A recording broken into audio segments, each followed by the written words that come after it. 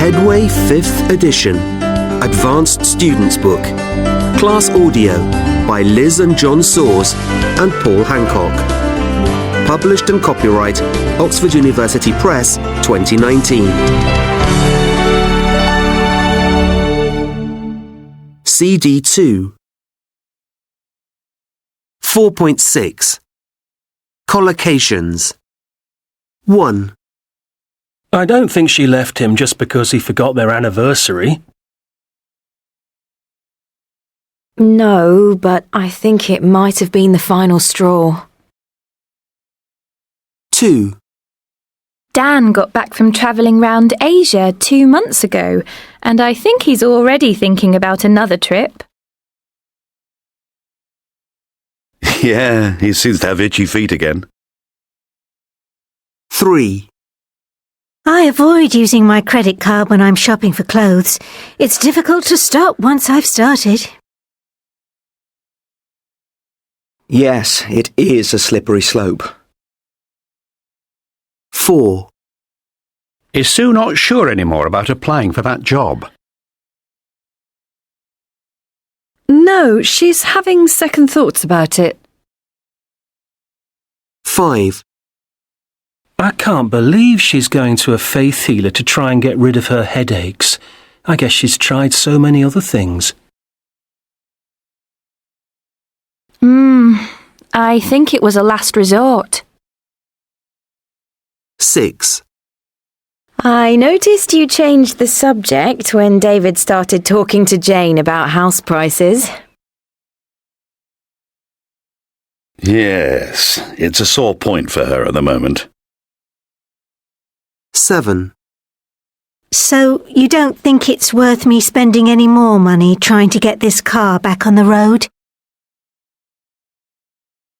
No, I think it's a lost cause. 8. It's not fair. My sister got to go to New York for her birthday, and I just had a day in London. Yes, it sounds like you got a raw deal there. 9. Do you think Suzanne really has a chance of getting into the Royal College of Music?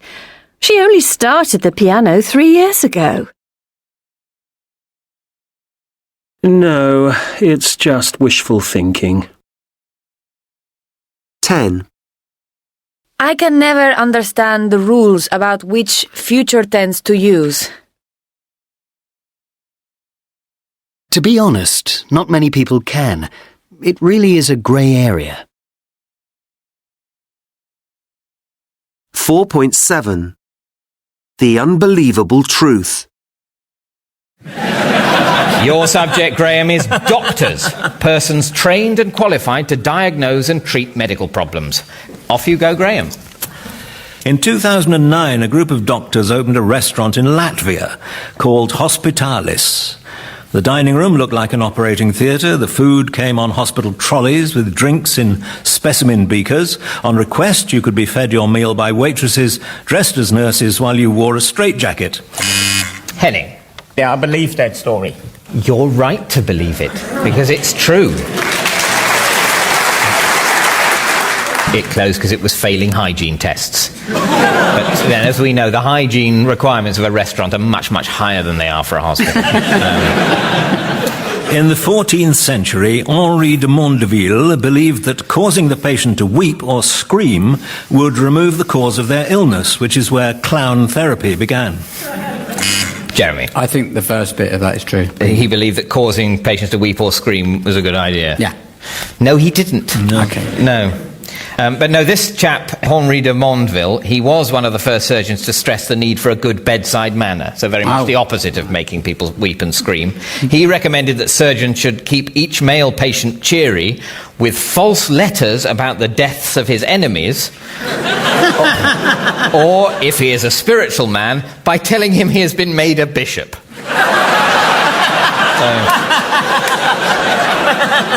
That's it. That's a way of cheering someone up. Some bad medical news. In other news, you have been made a bishop, so... Graham. When doctors in Brazil went on strike in 1973, the number of daily deaths dropped by a third. Henning. That sounds unfortunately entirely plausible. It is true, yes. It's believed a factor in the reduced death rate could be the reduction in elective non-emergency surgery caused by the strike. Or, they're doing more harm than good. Back in the 1860s, one American doctor devised an ingenious way of getting rid of awkward patients. He invented the hand grenade. Doctors... Victoria. I'm going to guess that the person that invented the hand grenade was a doctor. No, he wasn't. Oh, I'm so bad at this. No, well, you're you not... You told me that Henning always lost and this will be an easy one.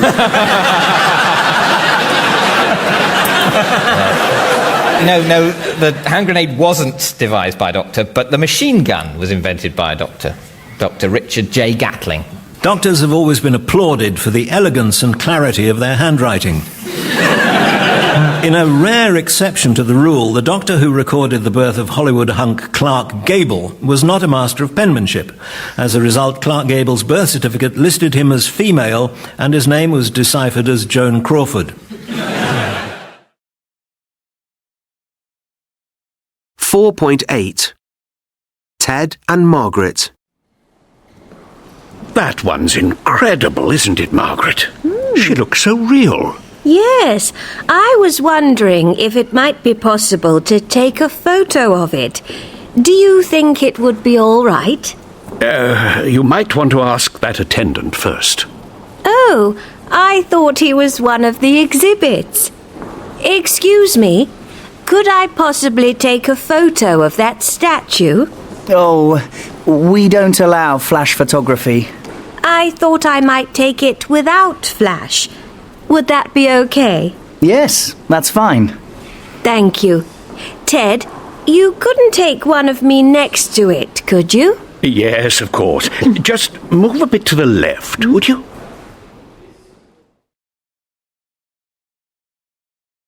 .9. Ways of being polite. Excuse me, is there any chance I could have a look at your iPad? I was thinking I might buy one of those. Yes, of course. I'm really happy with it. Thank you. Do you think I could have a go at typing on it? I was wondering if the keyboard would be big enough for my fingers. Sure, go ahead. My fingers are quite big and I don't have a problem typing on it. It's nice. Would you mind telling me how much you paid for it? £340. You might want to have a look in PC World. They've got a sale on at the moment. Thanks very much. I think I might do that.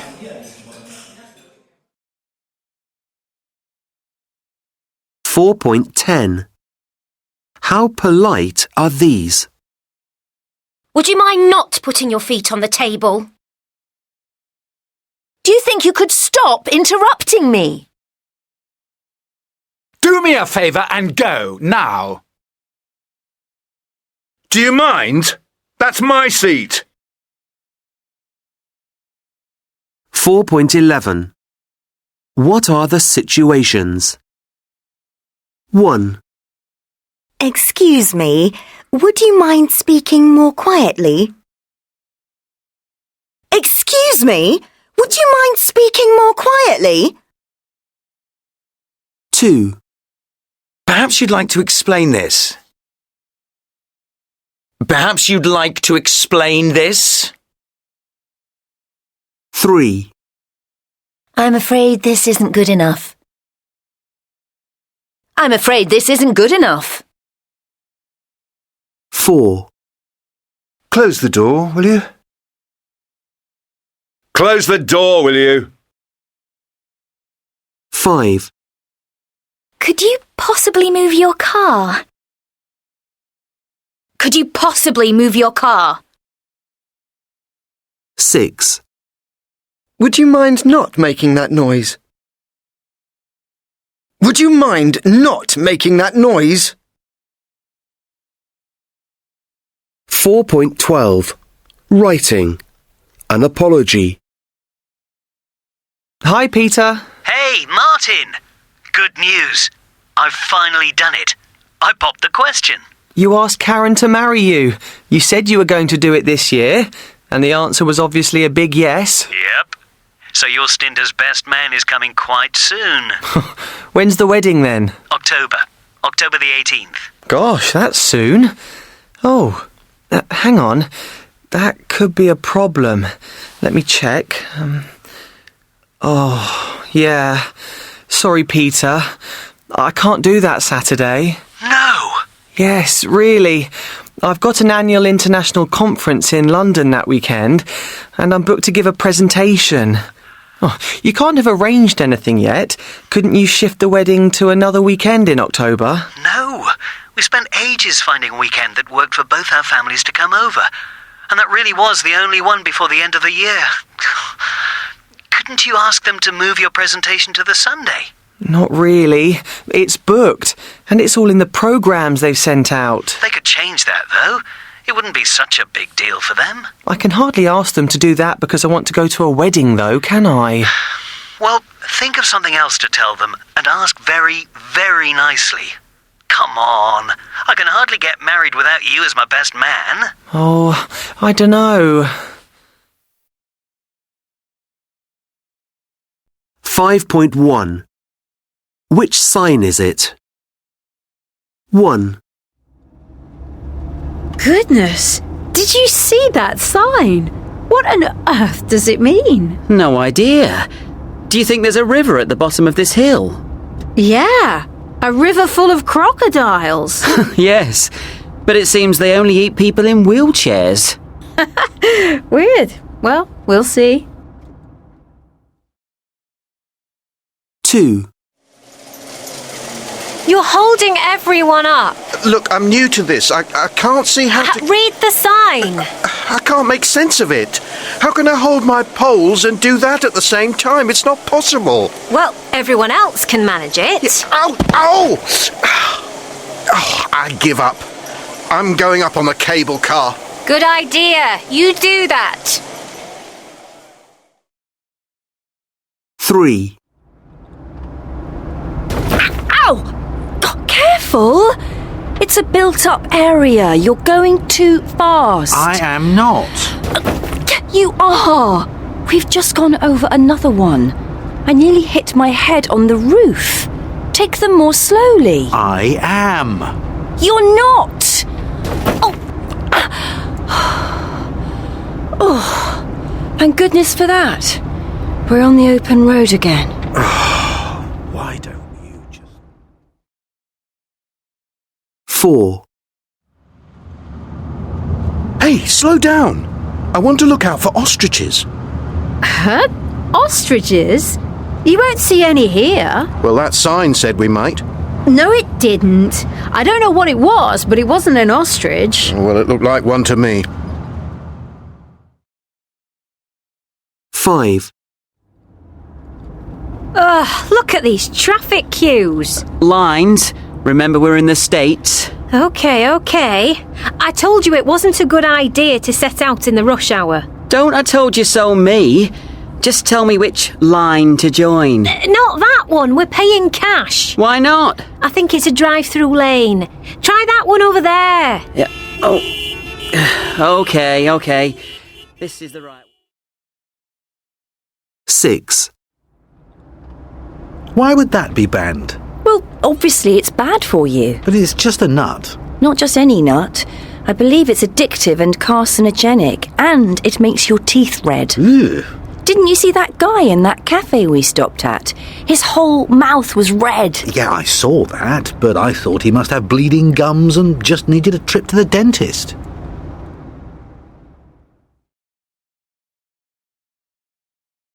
5.2. Facts about Papua New Guinea.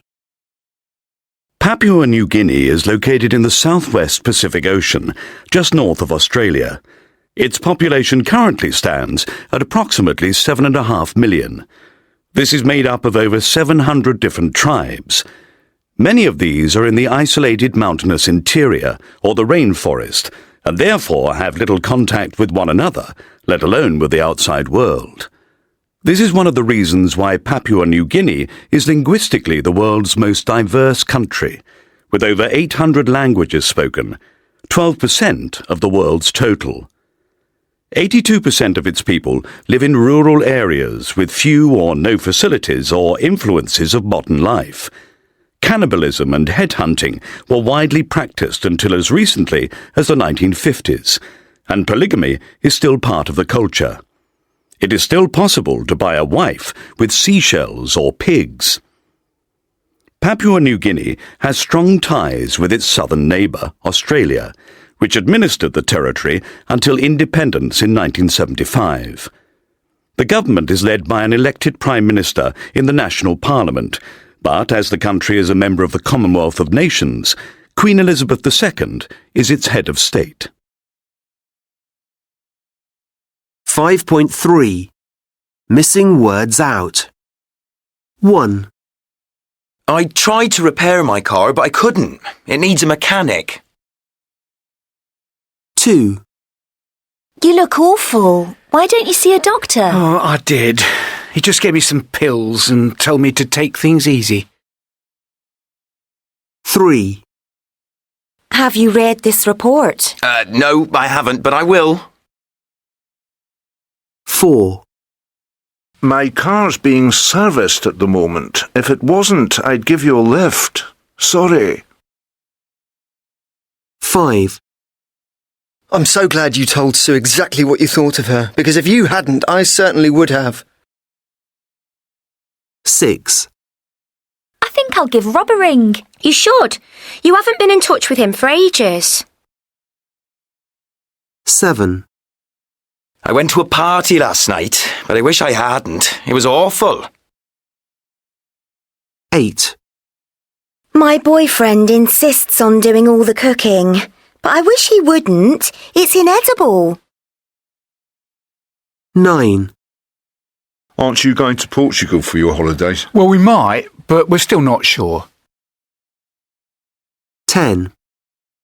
Andy got drunk at Anne's party and started insulting everyone. He didn't. Oh, that's so typical of him. 5.4. Auxiliary verbs. 1. You met my sister last night. Yes, I did. She thought we'd met before, but we hadn't. 2. It's a long journey. Take care on the motorway. Don't worry. We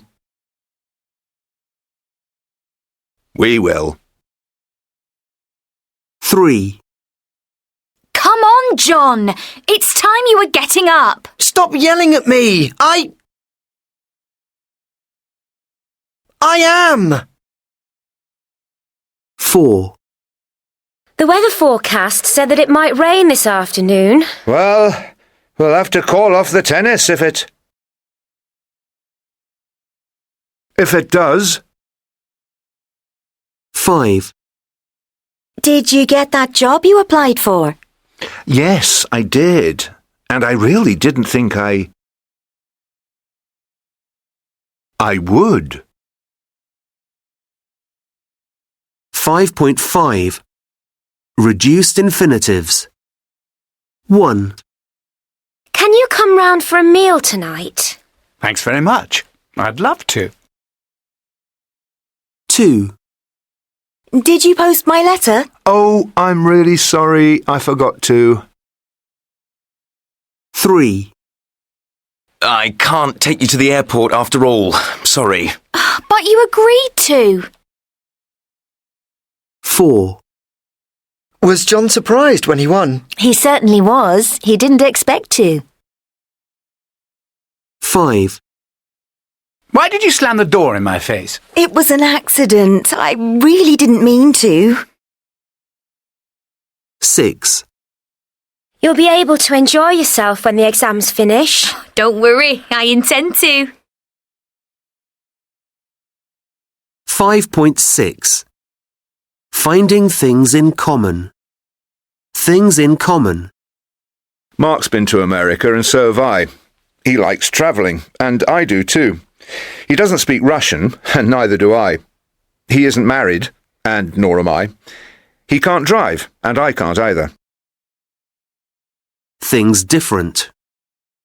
He's tried windsurfing, but I haven't. He comes from a big family, but I don't. He didn't see the football match, but I did. He hasn't been to Australia. I have, though. 5.7 BBC Radio 4 Don't Log Off, Part 1. Hello? Hello! Hello, is this Brian? Yes, this is Brian. Hi, how are you? I first spoke with Brian 18 months ago. I dedicate my lunch hour normally to chat with my girlfriend Anna that I met online. I was just browsing profiles in Russia and I stumbled across the most beautiful woman in the world. But this was more than just a typical online romance. Do you speak Russian? No, I'm learning to speak Russian. And does Anna speak English? No, not yet. She's trying to learn English too. So I began to chat with her using Google Translator. That's how the relationship continued. Brian and Anna relying on online translation to communicate. I say that you were both lost in translation, but in fact you found each other through translation. This was the first of numerous conversations with Brian. Hello? Hello, Brian. The next time, he'd been to visit Anna in Russia. Something, let me tell you. It took me over 24 hours just to get there. Did you feel that it all was exactly how you thought it would be in your mind? Oh, yes. The physical, spiritual, mental connection, everything was there. 6 months later, hello? Hello, Alan. Brian had some big news for me. We just decided we were going to get married and... Anna and her 2 children will be leaving Russia and moving to America. And the amazing thing is, this whole relationship is still relying on online translation. Neither Brian nor Anna speak each other's languages. She's left the only home she's ever known all her life, basically. Anna and her children were on their way. She's coming to a country where she's never been. She's never even been on an airplane before. I spoke with Brian at the airport on the night of their arrival. She should be here any minute, but it had to have landed. They were all going to come over on a 3-month visa. There's some people coming up the escalator here. Anna has to get married to Brian within those 3 months. Otherwise, Anna and the children have to return to Russia. And I still don't see... You guys coming from New York? No. Here she is! There she is! I missed her! Oh! I missed you too! Oh! She's here! Brian, this is a very special moment. Yes. Okay, well, she just told me to get off the phone. So, Al? Well, Brian, may I wish you good luck, and I look forward to catching up with you shortly. Okay. You can call me in the next few days, probably. And it was then that I had an idea. I was thinking it would be a wonderful experience to visit you and Anna in Boise, Idaho. Oh, wow. To see you in person and to kind of capture your life with Anna now. That would be interesting, yes. But you never know, that might fit in to your wedding plans. Yes, I think it would definitely take it up to the next level. Brian set the wedding date for the 21st of September, and I booked the plane tickets so I could be there.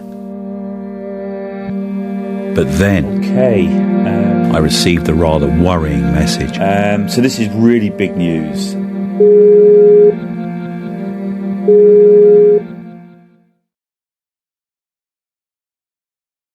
5.8 BBC Radio 4 Don't Log Off, Part 2. So this is really big news. The wedding that was planned for Saturday the 21st of September is now off. Hello.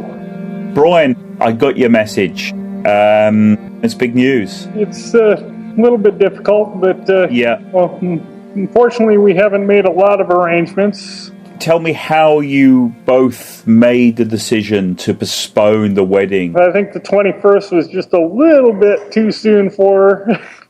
She's been through a lot. She came halfway around the world. She's only been here just about a month and a half now. Just a little shy of a month and a half. And I think maybe perhaps things may not be as nice as she'd imagined, you know. What is the cut-off point, Brian? October 20th, I think, would probably be the 90-day cutoff. The clock is ticking, isn't it, Brian? Yes. And I hope that she doesn't have second thoughts. But wedding or no wedding, the plane tickets have been bought.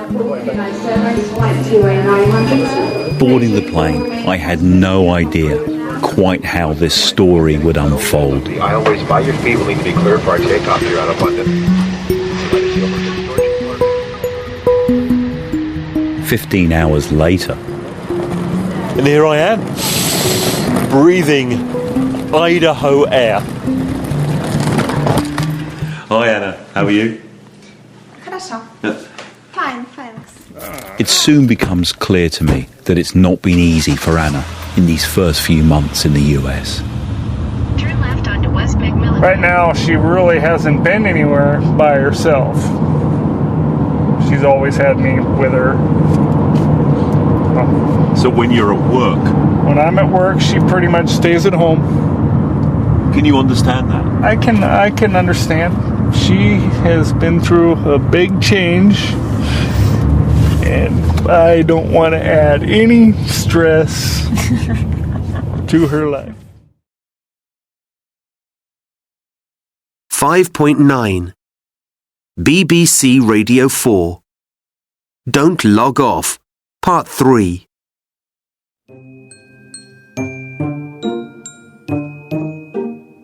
What have you got in that bag, Brian? This is our wedding rings. Brian and Anna are getting married. They've decided to go ahead with the wedding.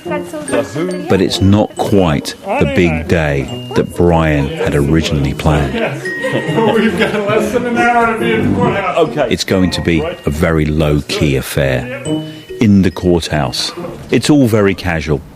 Both Anna and Brian are wearing jeans. It's an empty courtroom. The only people present at the wedding are Brian and Anna, Anna's 8-year-old son Ivan, myself, my producer, and the interpreter. I promise I promise to be true to you to be true to you in good times and good time and in bad. and in bad. And then Brian had a surprise for us. Alan Dean. Both myself and my producer Lawrence were called upon to be official witnesses at the wedding. And here? Yep. I can't quite believe that from a random Skype conversation almost 2 years ago, Sign there. that I'm now in Boise, Idaho, signing Brian and Anna's wedding certificate. There's my signature. You're all set. You have witnessed. I've witnessed the wedding of Brian and Anna. There's a copy of your vow. A wedding that would never have taken place without the advent of online translation.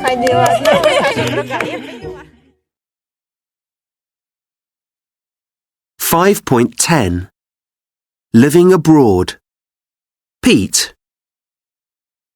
I'm from Oxford, and a few years ago I went to work in Prague, and on my very first day there I set off to walk to work, and I came to this butcher's shop, and I casually glanced at the special offers board on the pavement outside.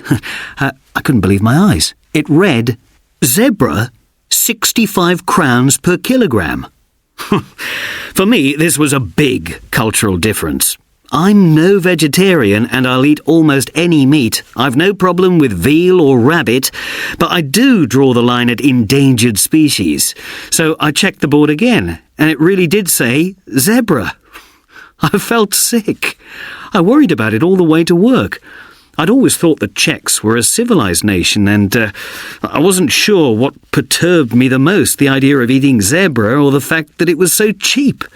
65 crowns was about £1.25. That's a kilo of zebra meat for less than a copy of a Sunday newspaper. Anyway, I got to my work and I introduced myself to the pretty young Czech receptionist. And I just had to find out if Czechs really did eat zebra. So I said, "What's Czech for zebra?" "Zebra," she said. "Why?" Oh dear, I was horrified. So I asked, "And it's a Czech delicacy?" "No," she said. "Of course not. Why?" "Well, outside the butcher's it said zebra 65 crowns per kilogram." She started laughing, and finally she said, "Did the Z have a hat check?" "A what?" I said. "A little hook like this above the Z." And she drew it for me. You see, zebra is Czech for zebra, but zebra with a hat check above the Z means ribs. And she pointed at her midriff to show me. I felt really foolish, but very relieved. The Czechs really are a civilised bunch after all. So much so that I'm still here 8 years later, and I'm married to Lenka. She's the pretty young receptionist. Sarah. I'm half Korean and half British, so I have a kind of dual identity. I was born in Seoul, in South Korea, but I've lived in England for years, and now I find whenever I go back to Korea, I'm faced with some unique cultural differences. I suppose I look about 80% Korean and 20% British, and Korean people are often a bit puzzled as to why I look slightly different from them. And one day, the funniest thing happened in this respect. I was in a department store in Seoul, just browsing through some clothes, and this woman came up to me, and she grabbed me by the arm and said, "Oh, please tell me, where did you get your nose done?" And I just looked at her and said, "What? What do you mean?" And I tapped my nose and felt very self-conscious. Then it struck me because actually in Korea, plastic surgery is quite a routine procedure. It's very common. There are plastic surgeons on every street corner. So this lady just assumed because my nose is a bit larger than usual, that I must have had plastic surgery done. I just said to her, "Oh no, sorry. Actually, my father gave me this nose. He's British." Marie. I find it's not at all exotic to be French here in London, but being English in Paris is still quite exotic, I think. And what are some of the cultural differences I found living here? Well, quite a few. The usual food differences. There's not a baker on every corner, and okay, I like crisps, but in the supermarkets there are aisles of them in every flavour imaginable. Prawn, vinegar, chicken, chili, on and on. Who needs them all? Oh, and the English obsession with house prices. Yes, they have endless conversations about the prices of houses. Everyone wants to own a house, and what's weird to me is the way that they quantify the size of a house by giving the number of bedrooms and bathrooms, not its actual size in square feet or meters. Oh, and something else. I find it odd to leave a doctor's surgery without a prescription as long as your arm, or with nothing at all. That was a first for me. Ethan. I'm Australian, and about 6 years ago I spent 2 years living and working in Burma. Every day I'd catch a taxi to my work.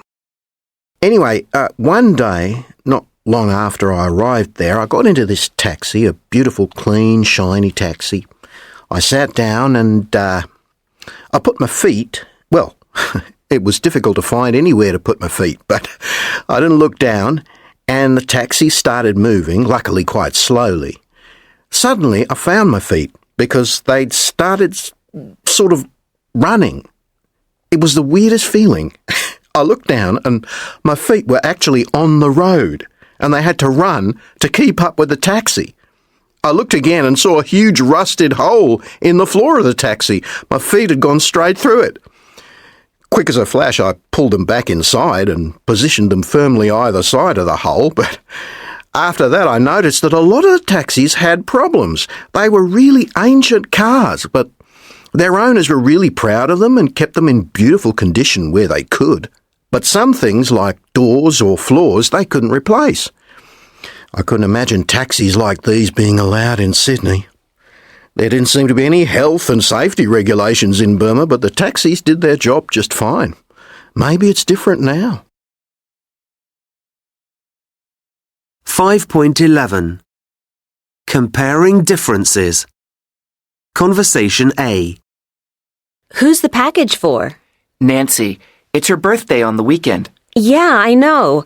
What did you get her? A beautiful brown leather purse. Awesome! She'll love it. I got her a gorgeous cashmere sweater. She's a lucky girl. I want to mail it to her. Do you have her address? I do, but I don't have the zip code. Conversation B. Who's the parcel for? Nancy. It's her birthday at the weekend. Yeah, I know. What have you got her? A beautiful brown leather handbag. Fabulous. She'll love it. I've got her a lovely cashmere jumper. She's a lucky girl. I want to post it to her. Have you got her address? I have, but I haven't got the postcode. 5.12. American English. 1. Do you have the time? Yeah, it's 5 after 4. Did you say 5 till? No, 5 after 4. 2. What are you going to do on the weekend? The usual stuff. Play soccer with my kids and rake the yard. 3. Did you have a good vacation? Yeah, real good. How long were you away? 5 days in all. Monday through Friday. 4. Where do you live? We have a small apartment on the first floor of an apartment building downtown. Do you have a yard? No, we don't. Just a parking lot around the back. 5. Did you see Meryl Streep's new movie yet? Sure thing. She was awesome in it. She played this homely old woman who drifted around in her bathrobe all day. Yeah, she's a great actor. 6. Did they bring the check yet? Yeah, they just did. But I can't read a thing. It's so badly lit in here. You need a flashlight. 7. Do we need to stop for gas? Sure do. Anyways, I need to use the bathroom. 8. Did you enjoy the game? Yeah, it was great. But we had to stand in line for half an hour to get tickets. 5.13. British English. 1. Have you got the time? Yeah, it's 4:05. Did you say 5:02? No, 4:05. 2. What are you going to do at the weekend? Oh, you know, the usual. Play football with my kids and do a bit of gardening. 3. Did you have a good holiday? Yeah, really good. How long were you away? 5 days altogether, from Monday to Friday. 4.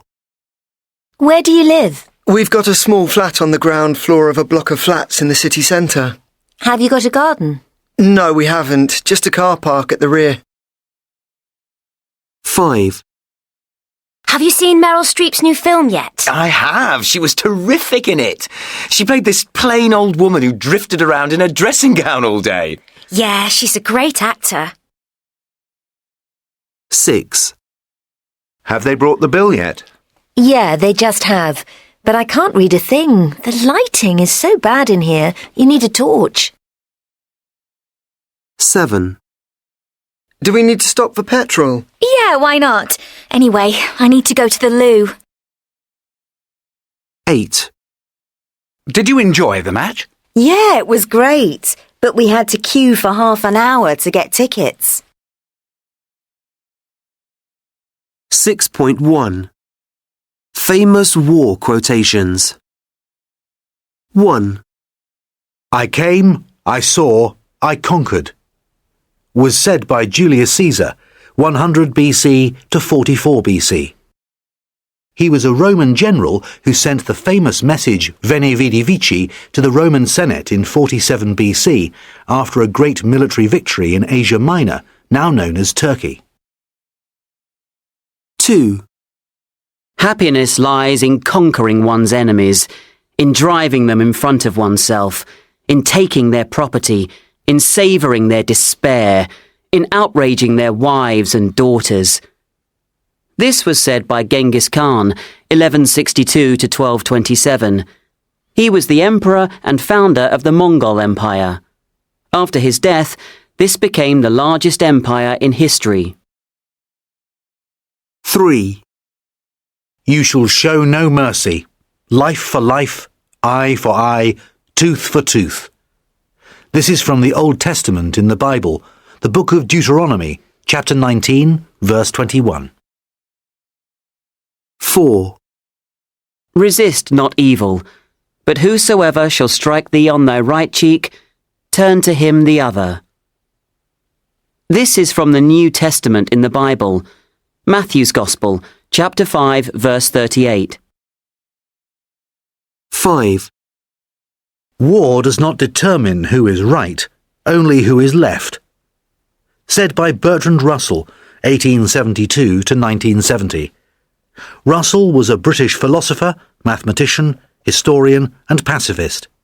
He won the Nobel Prize for Literature in 1950. 6. The tragedy of modern war is that the young men die fighting each other, instead of their real enemies back home in the capitals. Said by Edward Abbey, 1927 to 1989.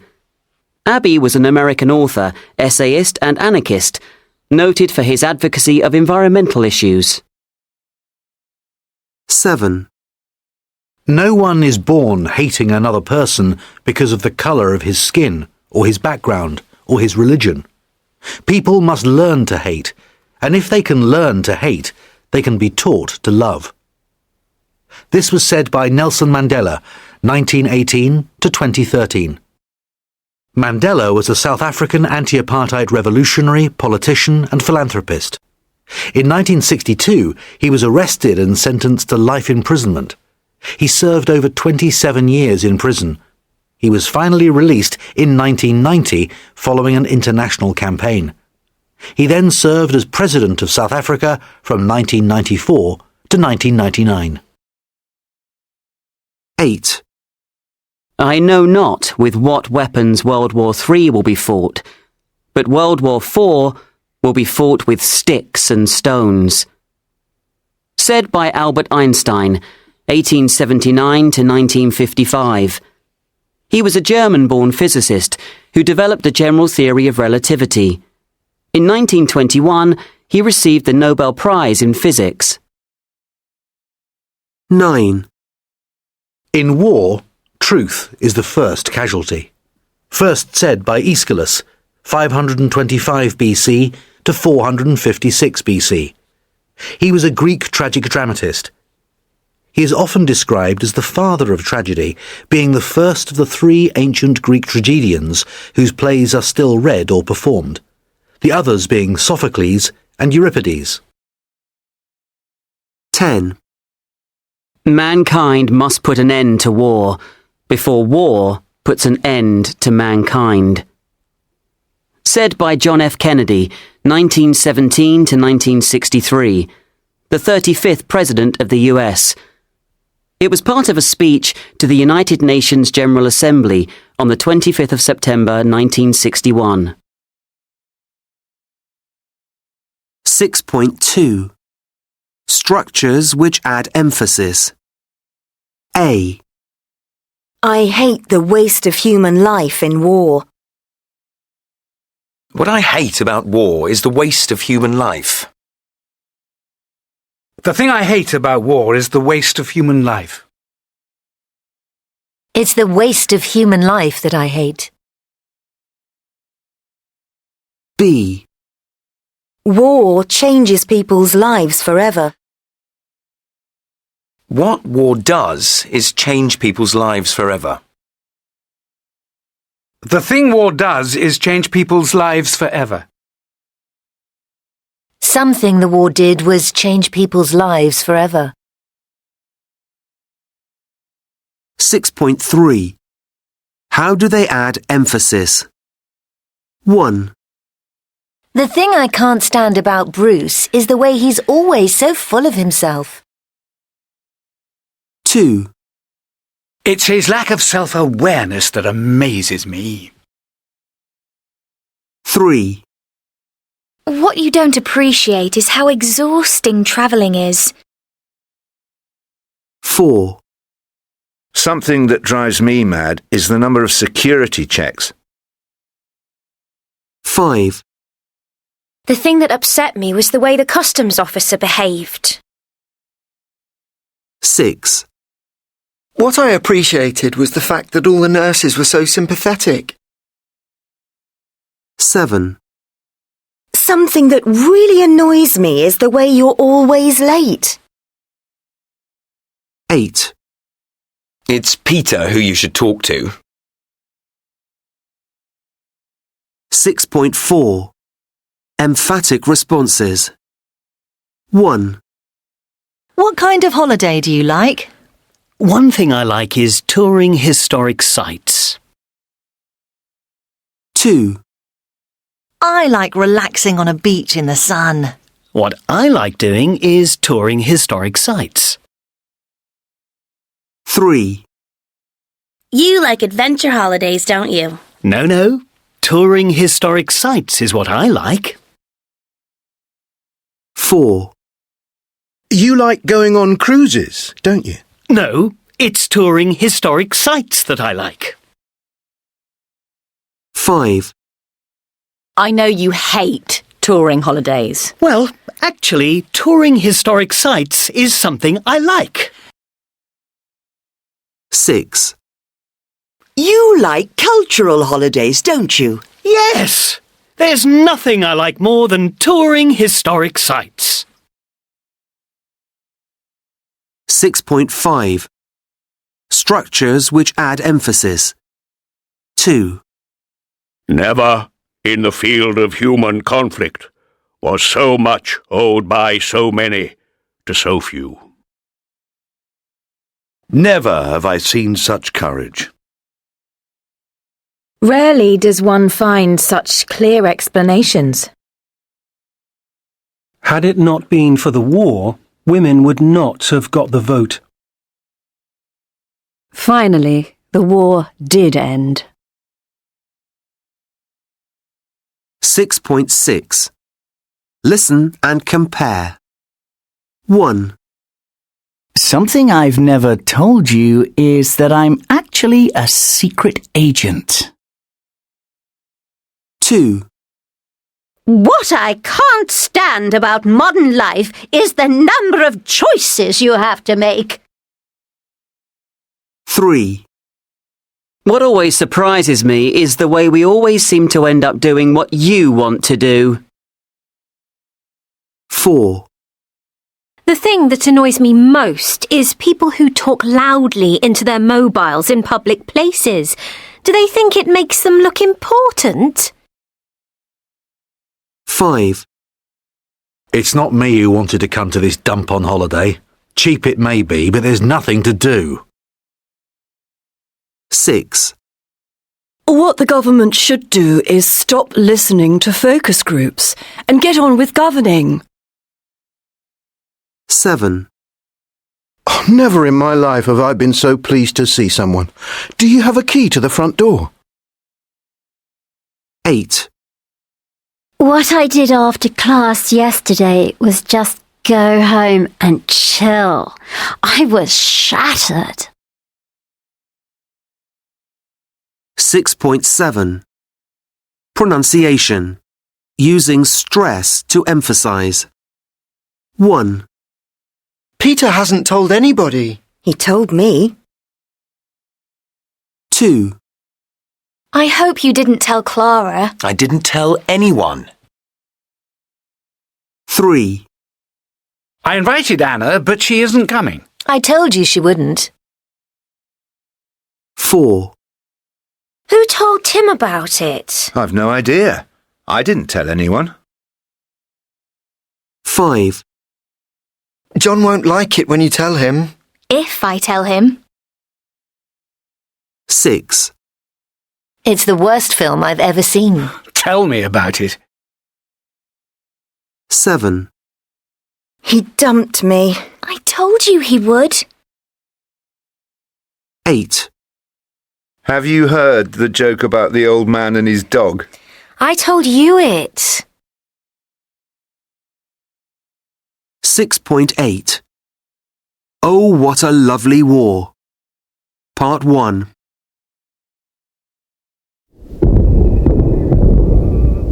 Hey, listen. Yeah, they're copping it down Railway Wood tonight. No, not that. Listen. What is it? Singing, isn't it? It's those Welsh bastards in the next trench. That's Jerry, that is. Yeah, it is Jerry. It's coming from over there. Sing up, Jerry. Let's hear you.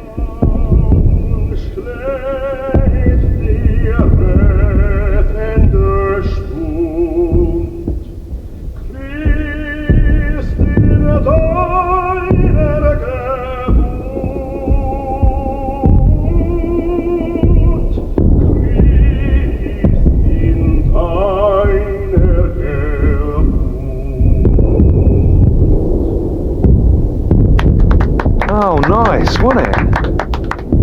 Tommy! Hello, Tommy! Hey! They heard us. Hello? Fröhliche Weihnachten! Hey? Happy Christmas! Oh! Happy Christmas! Hey! Yeah, it's Christmas!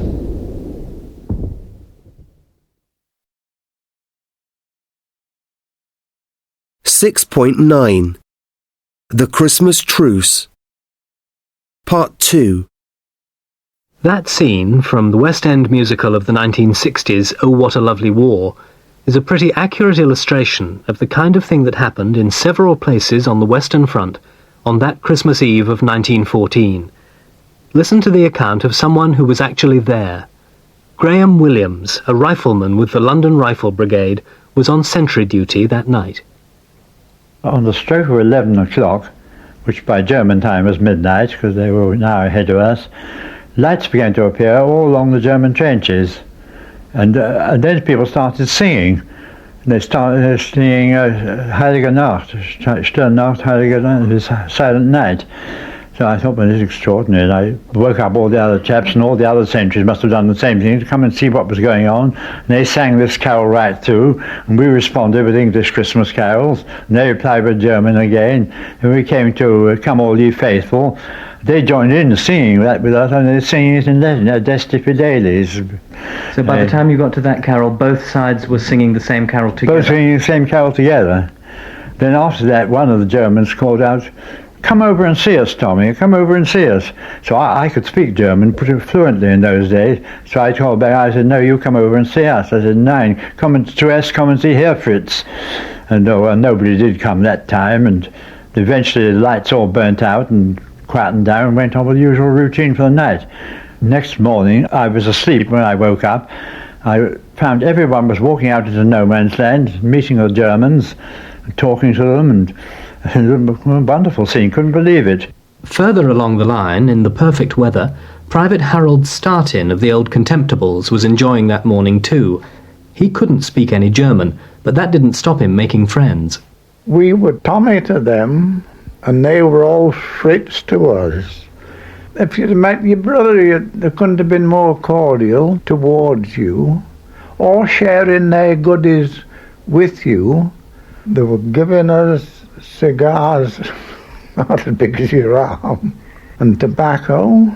Were you frightened at first? Were you suspicious at all? Because these were people that you've been trained to hate, weren't they? No, there was no hatred. We'd got no grudge against them.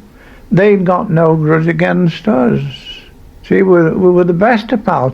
Although we were there to kill one another, there were no two ways about that at all.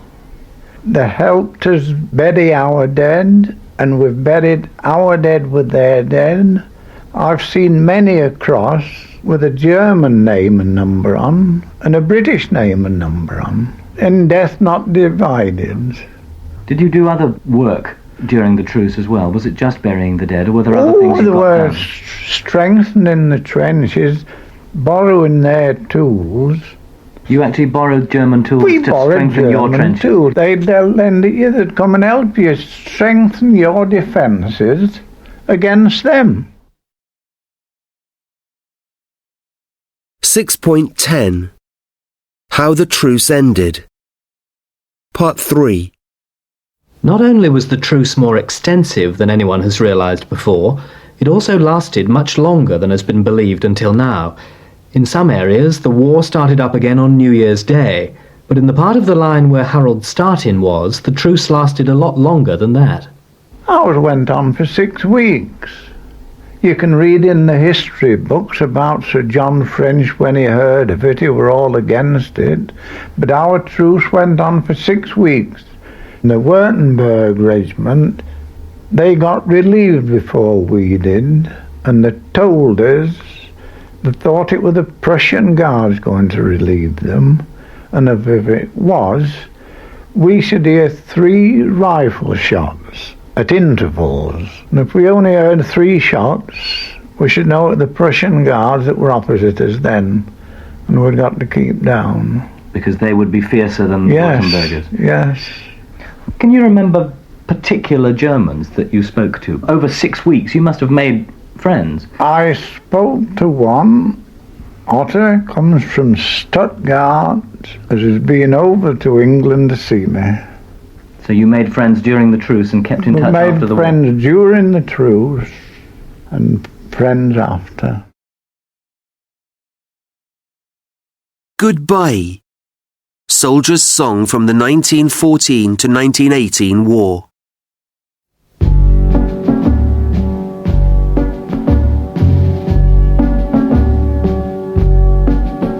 Goodbye, goodbye. Wipe the tear, baby dear, from your eye. Though it's hard to part, I know I'd be tickled to death to go. Don't cry, don't sigh. There's a silver lining in the sky. Bonsoir, au fin, cheerio, chin chin, au revoir, toodaloo, goodbye. 6.11 Expressions for agreeing and disagreeing. 1. What colour do you call that? It says pale sunlight on the tin. Pale sunlight? It's more like dazzling daffodil. I can't wake up to that every morning. It'd give me a headache. I suppose it is a bit, yellow. Oh dear. I just wanted a kind of sunny glow in our bedroom. Don't worry. I'm sure we can find a happy medium. Let's get some of those little trial pots from the paint shop. 2. We should have turned left there. Look, who's driving this car? The sat-nav said right. I know these streets better than any sat-nav. You do not.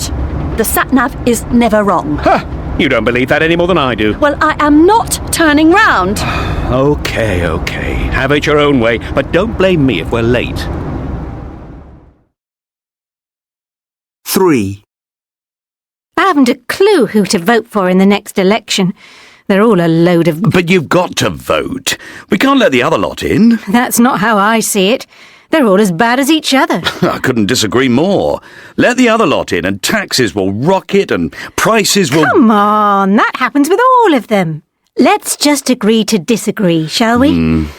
You and I mustn't fall out over this. 4. Put that thing down. Huh? You spend your life in front of a screen. Hey, hang on a minute. Look who's talking. You never go anywhere without your iPad and iPhone. Yeah, but I'm not always checking them. You've lost the art of conversation. I have not. I really take offence at that. Well, I've been telling you about my day and you haven't heard a word. Huh? Sorry, what did you say?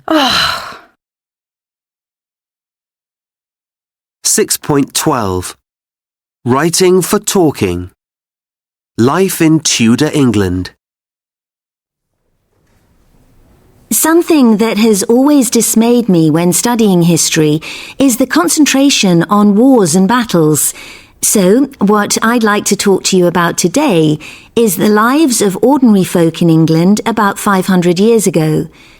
My interest in this period stems from childhood, when I used to spend holidays in my aunt's beautiful old farmhouse in Sussex. It was built in 1490, when the Tudors ruled the country, and I would lie in bed at night and imagine what life must have been like then. However, when I started researching the period, I soon shed any romantic notions I had of it. In case you're not sure of your history, the Tudors ruled England from 1485 to 1603. The most famous examples of Tudor monarchs being Henry VIII and Elizabeth I. Towns then, other than London, were very small and overcrowded. The streets were narrow, cobbled and filthy, and very unhealthy. Open sewers carried the filth to the nearest river. Rats and flies thrived, spreading diseases such as typhus and plague. Few people lived beyond the age of 40, and children often died before they were 5. Now, as you might imagine, it was a different story for the rich. They lived in mansions in the countryside, with anything up to 150 servants. Tudor houses are easily recognisable because of their numerous tall chimneys needed for their many fires. These not only kept the vast rooms warm, but they also cooked the food for their huge feasts. Feasts that would often consist of up to 10 courses, and include such meats as wild boar, venison, roast tongue, and fowl such as peacocks, blackbirds, and sparrows. Now, 3/4 of the Tudor diet was made up of meat. Potatoes were not introduced until the reign of Elizabeth I. Honey was what was normally used to sweeten food. Sugar was rarely available and a sign of great wealth. However, the poor seldom got to eat meat or taste sugar. They lived mainly off vegetables, such as cabbage and turnips, with an occasional caught rabbit or fish. Now, as for education, poor children didn't attend school, but those from better-off families sometimes had tutors to teach reading and French. Boys were often sent to grammar schools, and here they would learn mainly Latin in classes of up to 60. The school day was a long one, from dawn to dusk.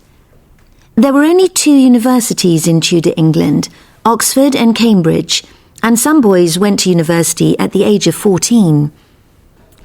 For entertainment, while the rich went hunting or enjoyed fencing or jousting contests, the poor watched bear fighting. And they also played a kind of football where they jumped on each other, a sport which frequently led to broken bones.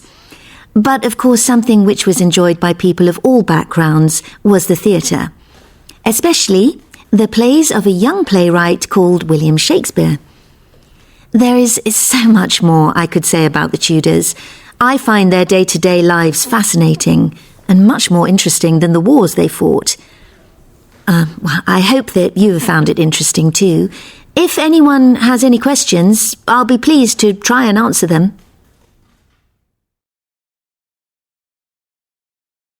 (7.1) Words from the text. 1.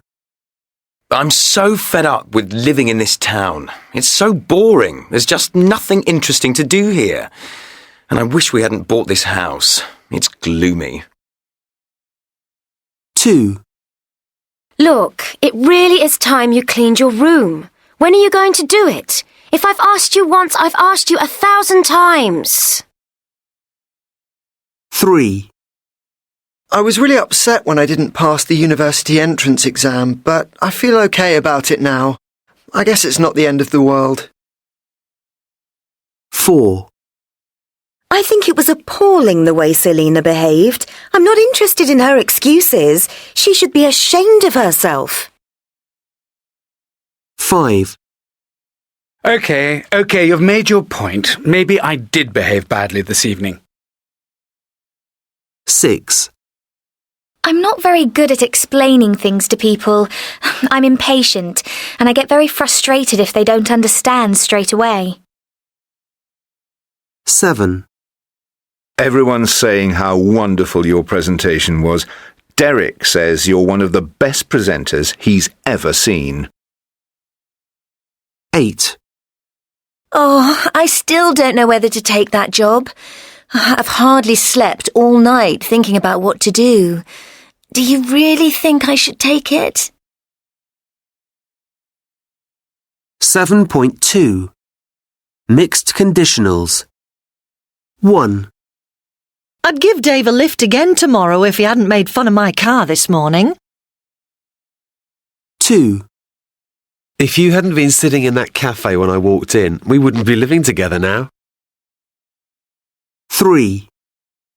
If Carl had been born a week earlier, he'd be starting school next week. 4. We'd buy that house right now if the previous owner hadn't painted it pink. 5. If I didn't have bad eyesight, I would have trained as a pilot after I left college. 6. I would have posted Jilly's birthday present yesterday if I wasn't going to visit her next week. 7.3. I wish we hadn't come here. Oh, this hotel is horrible. I wish we hadn't come here. I've never seen such a dirty place in my life. It wouldn't be so bad if the bathroom was clean, but it's filthy. I wouldn't even wash my socks in it. I know, but we've been driving for hours and I wanted to stop. If we hadn't, there mightn't have been another hotel for miles, and we'd still be driving.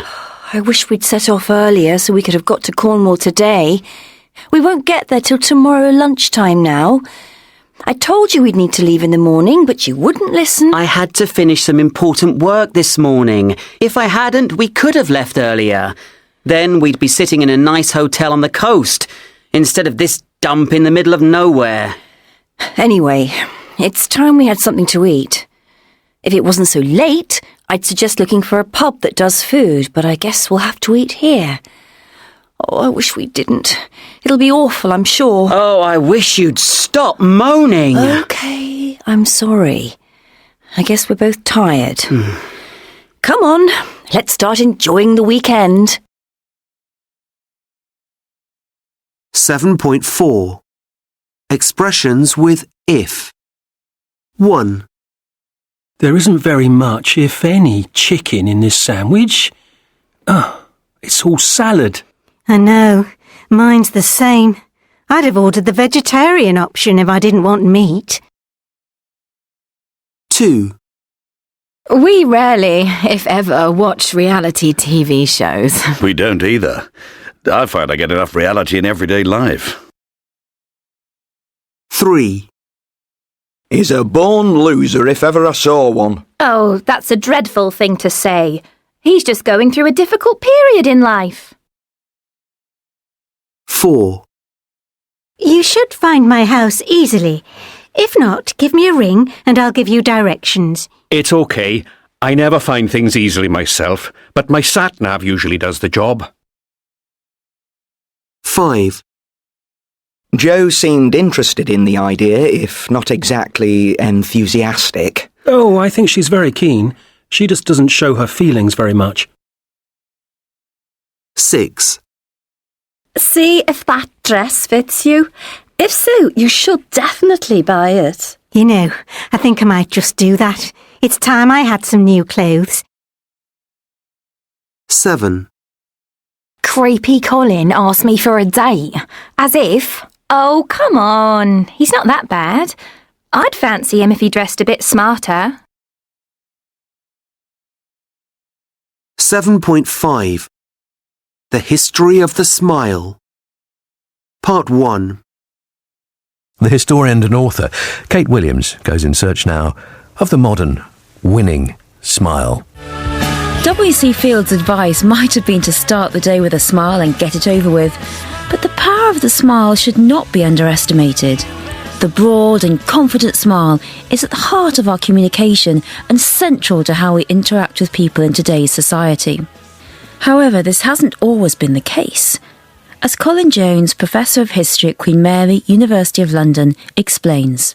Since the Renaissance, there's been a tremendous emphasis on forms of politeness and civility, which emphasise control.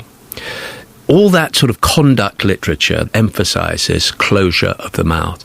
Of course, one smiles at all sorts of circumstances, but the crucial thing is to control that smile and to keep the lips firmly shut so that the mouth is closed and the teeth are undisplayed. Just because they were restrained doesn't mean they didn't have a good time. As a historian, I'm fascinated by how images of our ancestors as straight-faced and serious makes us think that they were dour. From Elizabeth I to Queen Victoria, it is almost as if we think those before us never smiled. Art critic Laura Cumming, author of A Face to the World, has examined smiles in portraiture from across the centuries. Most smiles that I can think of in portraiture are closed-lipped. It seems to me that that's quite significant. Clearly, teeth are an issue in the medieval era, and they become an issue very strongly with the arrival of sugar. And in Flemish art, in which there are lots of smiling portraits, there's a suggestion that the open-mouthed smile is indicating speech and sometimes indicating age. There are wonderful paintings, Lucas Cranach and so on, where the sitter is opening their mouth to show either rather beautiful flashy white teeth, in which case they're showing their teeth off, or they're showing the crumbling teeth like a faltering, falling skyline. Most smiles closed. Professor Colin Jones feels there's one portrait in particular that has great significance in the history of the toothy smile we know today.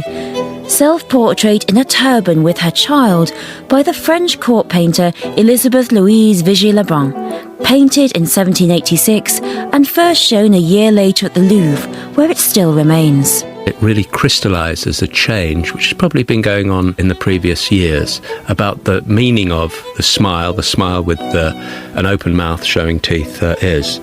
She's sitting in a very sort of casual way with her rather beautiful child on her lap, looking directly at the viewer with a very charming smile, and she's showing white teeth. It provokes quite a storm. There are people who write in about this and say, this is quite radical, it's quite disgraceful that she's showing herself in this way.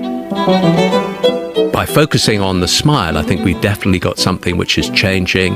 It's something which is a very significant moment, I think, in the representation of the smile in Western art. But it also is flagging up a change in the way that people think about the relationship between their smile and their basic identity. Vigée-Lebrun is not the first by any means. What she is, however, is the first to make a real style of it.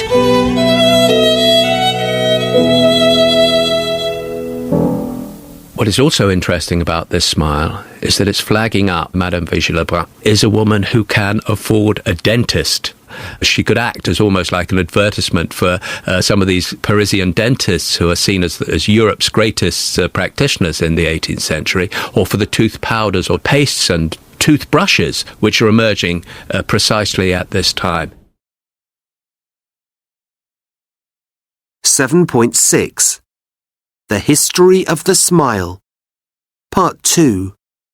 The greatest single factor governing the development of modern smiling habits, apart from dentistry, was the invention of photography and, in due course, the invention of motion picture photography.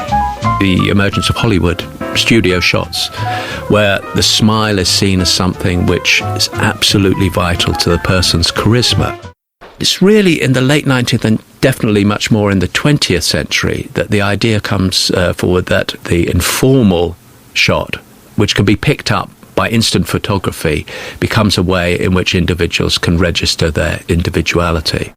We have our photographs taken all the time, weddings, Christmas, holidays, but it's actually quite difficult to get that perfect natural smile. So to find out how to look good on camera, I'm here in a photography studio in North London to meet the photographer Olivia Mann, and we're going on a mission for the perfect natural smile. Yeah, great. That's fantastic. So Olivia, you specialise in wedding photography, and when you're out there photographing the wedding, how do couples feel about smiling on their wedding day? I have brides coming to me and saying, oh, well, I'm really worried about my crow's feet, and if I smile too much, then that's going to make me look awful. What is actually a nightmare for me is that if someone is worrying about their crow's feet, then what they tend to do is tighten up and clench all their facial muscles, so they actually look quite scary, which is the last thing you want in your wedding photographs. So Olivia, I can't put it off any longer. I'm going to have my photograph taken. What would you do to say to get me to make that perfect natural smile? What I want you to do is just sit there for a moment and just start relaxing everything. Okay, first of all, your forehead. Everyone holds a lot of tension in their forehead. Really relax the muscles around your eyes and your cheekbones, and just let your lips fall open. If you could just imagine a moment in your life where you felt particularly happy, confident and attractive. I'm in Italy, in a little village by the sea, and having a large plate of pasta, and it's beautiful weather, and I'm with friends, and it's just a wonderful evening. So now I want you to hold on to all of those feelings, but you're now in the studio and you're ready to be photographed. So open your eyes and let's go.